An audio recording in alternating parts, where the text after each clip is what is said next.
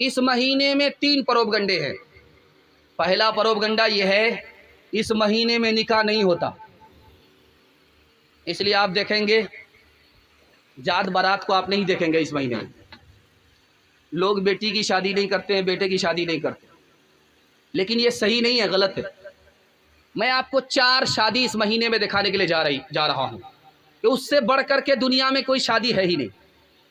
अल्लाह के रसूल ने हज़रत सफ़िया रज़ी अल्लाह अन्हा से जो निकाह किया, मुहर्रम का महीना था। अब बताइए, आखिरी नबी निकाह कर रहे हैं, मुहर्रम का महीना है। लोग कह रहे हैं कि मुहर्रम के महीना में निकाह ही नहीं होता। नबी का निकाह मुहर्रम के महीने में हो रहा है और हम कहते हैं कि नबी निकाह होता ही नहीं है। दूसरा निकाह दिखाने के लिए जा रहा हूँ। फातिमा का निकाह अली से मुहर्रम के महीने में हो रहा है। अब बताइए, चहीती बेटी, आखिरी बेटी, चहीता दामाद हज़रत अली और फातिमा, उनका निकाह मुहर्रम के महीने में हो रहा है। 2 निकाह अल्लाह ने आसमान पर किए।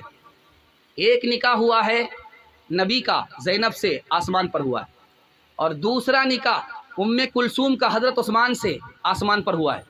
ये निकाह भी मुहर्रम के महीने में हो रहा है, रुखसती भी मुहर्रम के महीने में हो रही है। अब चौथा निकाह दिखाने के लिए जा रहा हूँ। करबला के मैदान में हज़रत हुसैन ने सैयदना कासिम का जो निकाह किया है वो भी मुहर्रम में किया है, और आशूरा के दिन किया है, और मुहर्रम के महीने में किया है।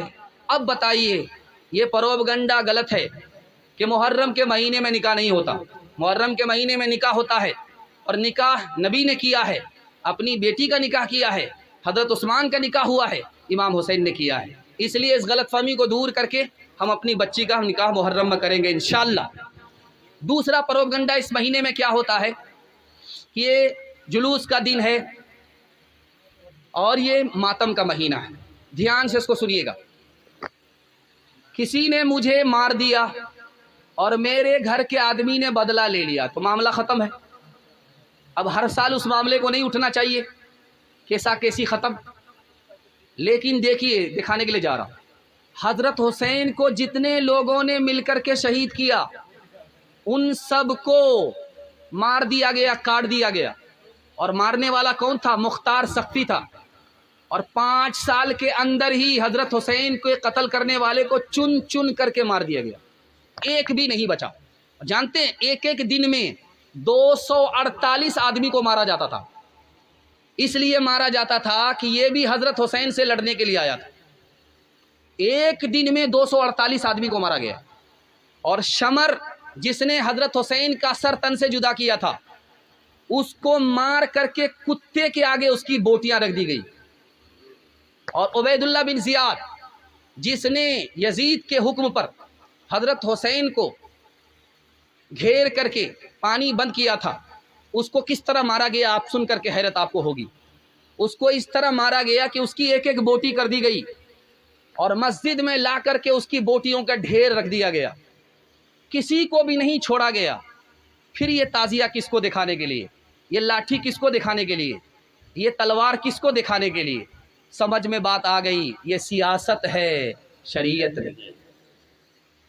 और एक ख़ास बात याद रखिए, 352 साल तक कोई मुहर्रम नहीं था। ये मुहर्रम जो हुआ, ताज़िया जो निकला, निशान और ये जुलूस इमाम बाड़ा, ये कब से है? 352 साल के बाद नजब के बादशाह मुइज़ुद्दौला ने इसको शुरू किया।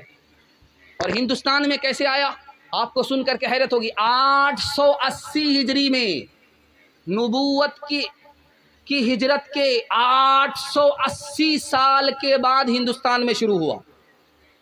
880 साल के बाद हिंदुस्तान में कैसे शुरू हुआ ये आपको सुनकर के हैरत होगी। तैमूर बादशाह था, ये करबला हर साल जाता था मुहर्रम में, हज़रत इमाम हुसैन की कब्र की ज़ियारत के लिए जाता था। तो महीना नागा जाए, 2 महीना नागा जाए, तो इनके वज़ीरों ने कहा कि वहाँ जाने की क्या ज़रूरत है, उस कब्र की नकल हम मंगा करके आपको हिंदुस्तान में दे देते हैं। जो ज़ियारत आप वहाँ करने के लिए जाते हैं वो ज़ियारत अब यहाँ कर लीजिए। आप देखेंगे इमाम बाड़ा बनता है, इमाम बाड़े पर लोग ज़ियारत करते हैं। इमाम हुसैन की कब्र कहाँ है? करबला में। लेकिन हम ज़ियारत कहाँ कर रहे हैं? हिंदुस्तान में। इमाम बाड़ा बन रहा है। इमाम बड़ा बनाया किसने? तैमूर लंग ने 880 साल के बाद।